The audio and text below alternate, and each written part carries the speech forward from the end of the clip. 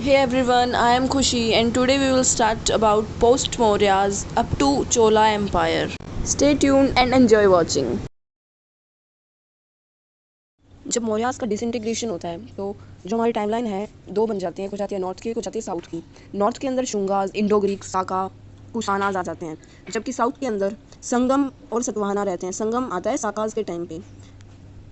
जब साकाज पावर में आते हैं तब ही जो संगम है तब थोड़ा लाइट होता है और सतवाहना साथ में पावर में आते हैं। तो शुंगा सबसे इंपॉर्टेंट, इंडो ग्रीक्स में मेनेंडर इंपॉर्टेंट, साकाज में Rudra Daman, Kushanas Kanishka, Satavahanas is most important is Gautamiputra Satakarni. India में जो फ्यूडलिज्म था वो जो यूरोप में जो फ्रेंच में था वैसा नहीं था। उसमें था king net vessel bonded labour, हमारे ऐसा नहीं था, हमारे था मिक्स्ड फ्यूडलिज्म जो कि decentralised, it means dispersion of power. अब इस टाइम पर जो सतवाहना थे इन्होंने लैंड ग्रांट का सिस्टम इंट्रोड्यूस करवा दिया। इससे जो लोकल पावर सेंटर है वो क्रिएट हो गए और इससे हम देखते हैं कि बर्थ हो जाता है फ्यूडलिस्टिक टेंडेंसीज का इंडिया में। इससे जो स्टेट की इनकम थी वो रिड्यूस हो जाएगी, जिससे एक नई चीज़ हमारे इंडिया में डेवलप होगी कि लैंड ग्रांट्स तो देंगे लेकिन आपको उसके लिए सर्विस भी करनी पड़ेगी। एंड इस टाइम पीरियड में प्रॉपर कॉइनेज इंडिया के अंदर इंट्रोड्यूस हो चुका था। हमारी रोम के साथ ट्रेड चल रही थी, हैपन कर रही थी। एंड कुशाना, साका और सतवाहनाज इंडिया के अंदर जो मेनली जो रूल कर रही थी वो तीनों थी बस। 300 CE के टाइम पीरियड की बात है ये। इस टाइम पीरियड पे हाईएस्ट ट्रेड थी हमारी इंडिया की। Now we will study about who are the Guptas. Guptas जो थे वो फ्यूडेटरी थे या लोकल पावर थे कुशानास के। गुप्ता एज जो थी वो एक गोल्डन पीरियड है आर्ट एंड कल्चर के लिए, बट जो उसका पॉलिटिकल स्ट्रक्चर था वो काफ़ी ही प्रॉब्लमेटिक था। जो गुप्ताज थे उन्होंने एक्सेलरेट कर दिया था लैंड ग्रांट को, डिसेंट्रलाइजेशन को, क्योंकि जो गुप्ताज थे ना वो वैश्यास थे, तो इसलिए वो ब्राह्मण को खुश करने के लिए, अपने ओरिजिन को चेंज करवाने के लिए उन्होंने लैंड ग्रांट इंक्रीज कर दी। अब ब्राह्मण से जो पावरफुल होते गए धीरे धीरे एंड ब्राह्मण्स में भी एरार्की आने लगी। इस टाइम पे एक सेकंड प्रोसेस भी चल रहा था कि 6th सेंचुरी जो महाजनपद वाला पीरियड था उससे लेकर सतवाहना तक जो बुद्धिज्म था वो विन कर रहा था। तो इस टाइम पे जो ब्राह्मणों ने सोचा कि ऐसा क्या है जो मतलब बुद्धिज्म इतने टाइम से जीत रहा है, तो फिर वो अपने जो वेदास से अपना जो माइंड शिफ्ट है वो कर देते हैं भागवतिज्म के ऊपर, मतलब जिसके अंदर विष्णु के अवतार होते हैं और काफ़ी डाइल्यूट हो जाते हैं सैक्रिफाइसेस और रिचुअल्स। और इस टाइम पर तो ब्राह्मण्स के पास पावर थी ही, इसलिए उन्होंने इसको चेंज कर दिया। ब्राह्मण्स ने इस 10 अवतार के अंदर एक मास्टर स्ट्रोक भी खेला था, जो 8th या 9th अवतार था वो बुद्धा का बना दिया था। वो कहते हैं कि बुद्धा नहीं है, ये तो विष्णु है, तो इसलिए वो अंडरकट कर देते हैं बुद्धिज्म को। एंड इस टाइम पर अब टेंपल बिल्डिंग बहुत सारे शुरू हो जाएंगे, इसलिए इसको गोल्डन पीरियड कहा जाता है आर्ट एंड कल्चर का। अब तक हमने 3 कॉन्सेप्ट पढ़े हैं। फर्स्ट तो है कि अपीजमेंट ब्राह्मण्स का गुप्तास के द्वारा, and 5 Vedic Brahmanism changes, third Brahmanical resurgence. कुछ इसके इंपॉर्टेंट सोर्सेज है जो कि लर्न करने हैं, वो है जो शूद्रक है उसने लिखी थी मृच्छकटिका, विशाखा दत्त ने लिखी है देवी चंद्रगुप्तम और सोमदेव ने लिखा है कथा सारित अग्र। और इंपॉर्टेंट इंस्क्रिप्शन भी हमारे पास जो कि इलाहाबाद प्रशस्ति, प्रयाग प्रशस्ति भी। समुद्रगुप्त ने अपने बारे में लिखा है अशोकन पिलर के ऊपर, हरिसेन ने उसके लिए लिखा। जो अर्लियर मैप था कुशाना, साका, सतवाहना, संगम पॉलिटिक्स का वो चेंज हो गया था क्योंकि कुशाना से उतर कर ली थी पावर गुप्ताज ने, साका इस टाइम पे स्टिल रिमेन थी। अब थोड़ा गुप्ताज के बारे में भी जानते हैं। इसमें जो सबसे इंपॉर्टेंट है वो है समुद्रगुप्त और चंद्रगुप्त टू। समुद्रगुप्त को नेपोलियन बोला जाता है और कुमार गुप्त जो था उसने नालंदा यूनिवर्सिटी बनाई थी शायद। एंड इस टाइम पे जो इंडिया के अंदर थी फ्रेगमेंटेड पॉलिटिक्स, क्योंकि फर्स्ट तो था लैंड ग्रांट एक्सेलरेट हो गए थे, सेकंड ये था कि रोमन ट्रेड थी वो इस टाइम पे डिक्लाइन कर रही थी गुप्तास के, कुमार गुप्त के टाइम पर, इसलिए गुप्तास का डिक्लाइन शुरू हो गया था। चंद्रगुप्त टू जो था वो फर्स्ट रूलर था जिसने सिल्वर कॉइन्स को इंट्रोड्यूस करा था। इससे ये पता चलता है कि रोमन जो डिक्लाइन था वो इस टाइम पे शुरू हो रहा था, डिक्लाइन इन इकोनॉमी। और इससे जो चंद्रगुप्त के जो सबसे इंपॉर्टेंट है वो उसके पोइट्स कालिदास हो गया, अमर सिंह, विशाखा दत्ता, ये सब इंपॉर्टेंट थे। अब तक जो वेस्टर्न बॉर्डर था वो बहुत स्टेबल था, लेकिन जब कुमार गुप्ता आता है तो उस टाइम पे हुन्स का इन्वेजन शुरू हो जाता है।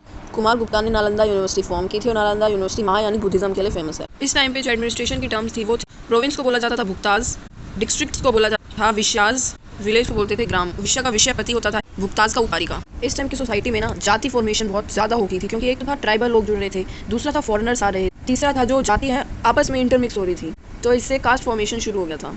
एंड जो गुप्ता थे वो लैंड ग्रांट्स देते थे ब्राह्मण को कोर एरिया से दूर, मतलब ब्राह्मण्स जो थे वो एक्सपेंड कर रहे थे कोर एरिया के बाहर। तो जब जैसे लैंड एक्सपेंड हो रहा था वैसे ही लेबर की ज़्यादा ज़रूरत थी, तो इससे जो शूद्रास की थी वो सोशल मोबिलिटी इंक्रीज हो गई थी as a labourers. And third process था उसके अंदर जो ब्राह्मण्स में ना हायरार्की क्रिएट हो गई थी, कोई अपर ब्राह्मण कोई लोअर। गुप्तास के टैक्स थे भाग, भोगा। भाग था लैंड टैक्स और भोग था tax in kind, and taxes को कर बोला जाता। अब हम करेंगे पॉलिटिकल हिस्ट्री जितना भी अब तक हमने पढ़ा है। पहली युग तो है नो स्टेट, मीजो भी है नो स्टेट, नियो जो है नियोलिथिक उसमें होती है अर्ली स्टेट, आईवीसी में होते हैं मैच्योर स्टेट, अर्ली वैदिक इज ट्राइबल, लेटर वैदिक is territorial, mahajanapadas is monarchial. And early वैदिक से लेकर महाजनपदा का पीरियड है साउथ के अंदर उसको बोलते हैं मेगालिथिक, जो कि है अर्ली स्टेट।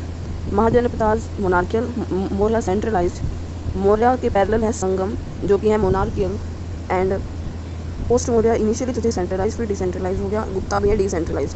सतवाहना एंड संगम जो पोस्ट मौर्य के पैरेलल है वो है डिसेंट्रलाइज, गुप्ता के पैरेलल वाकाटक जो कि है decentralised. Hunting gathering no trade, meso hunting gathering animal husbandry no trade, neo hunting and gathering domestication of animals and no trade. और आईवीसी होता है agriculture, internal and external trade. Early Vedic में no trade, pastoralist community, later Vedic agriculture no trade. Mahajanapadas में trade internal and external शुरू हो जाती है, फिर वो कंटिन्यू रहती है। ऐसे ही जो मेगालिथिक है, मतलब अर्ली वैदिक से लेकर महाजनपदाज मेगालिथिक, उसके अंदर एग्रीकल्चर और पेस्टोरलिज्म होता है, हंटिंग गैदरिंग भी।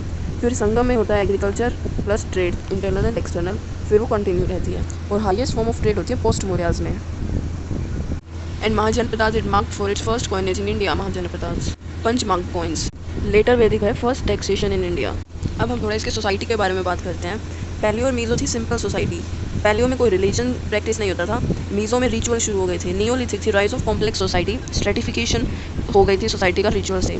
आईवीसी जो थी वो ऑक्यूपेशनली डिवाइड हो गई थी सोसाइटी, और नेचुरलिस्टिक रिलीजन था हमारी स्टेट का। अर्ली वैदिक जो थी वो ट्राइबल थी, गैलिटेरियन थी, ऑक्यूपेशनल और कॉम्प्लेक्स सोसाइटी थी। लेटर वैदिक में राइज ऑफ वर्ण सिस्टम हो गया था। वैदिक ब्राह्मणिज्म बढ़ रहा था, सोशल एक्सक्लूजन एंड डिस्क्रिमिनेशन था, पैट्रियार्की थी, तो मतलब वीमेन सबऑर्डिनेट थी, वीमेन से वो शुरू हो गया था।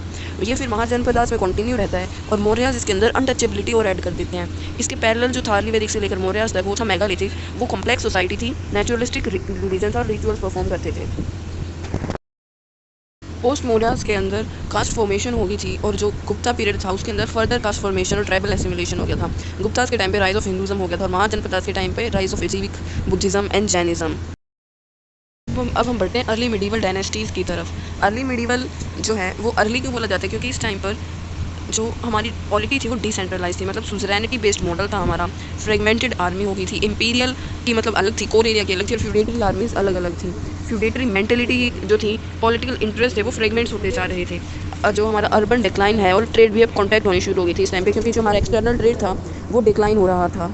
इस डिक्लाइन की वजह से लैंड ग्रांट्स इंक्रीज हो जाएंगे, जिससे और ज़्यादा फ्रेगमेंटेड हो जाएगी हमारी सोसाइटी।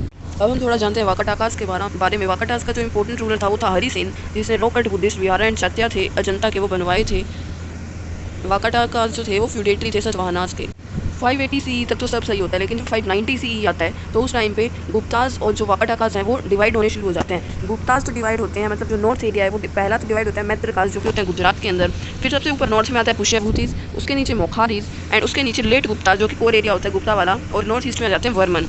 और वाकाटाकास का जो एरिया होता है मतलब साउथ वाला, वहाँ पे डेक्कन वाले एरिया में तो आ जाते हैं चालुक्यास, और उसके नीचे आ जाते हैं पल्लवास जो रूल करते हैं वहाँ पर। जब 625 CE आता है तो जो 7 पहले फ्रेगमेंटेड थी वो 5 हो जाती हैं, क्योंकि जो पुष्यभूतिज है वो मोखारीज और लेट गुप्ता को अपने अंदर कर लेता है, उसर्व कर लेता है उनसे पावर। पुष्यभूति हर्षवर्धन की डायनेस्टी है, वर्मन्स भी अपना एरिया इंक्रीज करते हैं, मैत्रकास भी, और चालुक्या पल्लवास तो होते ही हैं साउथ के अंदर। पुष्यभूति जो थे वो थानेसर में मतलब रूल करते थे, उन्होंने वहाँ पर अपना कोर सेंटर, और इस टाइम पीरियड पर जो हुन्स थे उन्होंने भी काफ़ी ज़्यादा कश्मीर पंजाब की साइड पावर सर्व कर ली थी। और जो इनका सबसे इंपॉर्टेंट लीडर था वो था हर्षवर्धना। हर्ष के टाइम पे जो सबसे इंपॉर्टेंट चेंज हुआ था वो था पाटलिपुत्र से जो पावर था वो कन्नौज चेंज हो चुका था। इसका मतलब है कि पावर वेस्ट साइड जा रही है। हर्ष चरित्र लिखी है बाण भट्ट ने। Now will move towards Chalukyas. Chalukyas of Badami जो बदामी एरिया से रूल करते थे उनके, वो भी इंपॉर्टेंट है। पुलकेशिन जो था वो बहुत इंपॉर्टेंट लीडर था इस यहाँ का, और इसका एक अहियोल इंस्क्रिप्शन है जो कि बहुत ज़्यादा फेमस है। इसको टाइटल मिला हुआ था दक्षिण परमेश्वर। पुलकेशिन II ने हर्षवर्धन को भी डिफीट किया था और पल्लवा टेरिटरी में भी एंटर किया था। चालुक्यास से ही राष्ट्रकूटास उसर्व करते हैं पावर बाद में। फिर लास्ट में जो पल्लवा का विक्रमादित्य है वो उनसे पावर ले लेता है, मतलब डिफीट कर देता है। चालुक्यास तो थे विसारा स्टाइल के टेम्पल बनाते थे, और जबकि जो पल्लवा थे वो द्रविड़ा, प्रॉपर द्रविड़ स्टाइल। इसके जो सबसे इंपॉर्टेंट रूलर थे वो थे महेंद्र वर्मन, नरसिंह वर्मन I जिसको महामला और मामला कहा जाता है, और नरसिंह वर्मन II जिसको राजसिम्हा कहा जाता है। नरसिंह वर्मन II के टाइम पे प्रॉपर रॉकेट शुरू हो गया था, और नरसिंह वर्मन I का महाबलीपुरम उसने वो इस्टेब्लिश किया था मामला वाला, और राजसिम्हा भी इंपॉर्टेंट है, मतलब महेंद्र वर्मन। रवि कीर्ति और वो बाण भट्टा भी इंपॉर्टेंट है, याद रखना है। वॉर का जो सीक्वेंस था वो ऐसे था कि जो पुलकेशिन II था वो डिफीट करता है महेंद्र वर्मन I, फिर जो नरसिंह वर्मन I है वो डिफीट करता है पुलकेशिन II जो कि चालुक्य था उसको। विक्रमादित्य I डिफीट करता है महेंद्र वर्मन II को। 900 CE आता है। तो अब हम पढ़ते हैं इंपीरियल चोला के बारे में। उनका जो फाउंडर था वो था विजयालया। जब पल्लवास की पावर वीक होती है तो पांड्या और चेरा भी साथ में मतलब उसर्व कर रहे होते हैं पावर, बट चोलास इतने पावरफुल होते हैं कि उन दोनों को वापस से डाउन कर देते हैं, उनका डिक्लाइन कर देते हैं। चोलास की बहुत स्ट्रॉन्ग नेवी भी थी। नेक्स्ट इंपॉर्टेंट किंग था राजा। उसने नॉर्दर्न श्रीलंका कन्कर किया था, और उससे नेक्स्ट था राजेंद्र बन जो कि मतलब हाईएस्ट पॉइंट होता है चोलास के लिए, उसने पूरा श्रीलंका कन्कर कर लिया था। चोलास का ना इन्फ्लुएंस बहुत ज़्यादा था साउथ मतलब नॉर्थ साउथ ईस्ट के अंदर जो कंट्रीज है श्रीलंका के आसपास और ये सब के, और जो चोलास हैं वही मर्केंटलिज्म भी लाते हैं, मतलब डोमिनेशन थ्रू ट्रेड। एंड एक फाइट के बाद राजेंद्र वन ने अपने लिए गंगाईकोंडा चोलापुरम का वो टाइटल भी ले लिया था, एज्यूम कर लिया था। चोलास का एडमिनिस्ट्रेशन था सेमी सेंट्रलाइज्ड।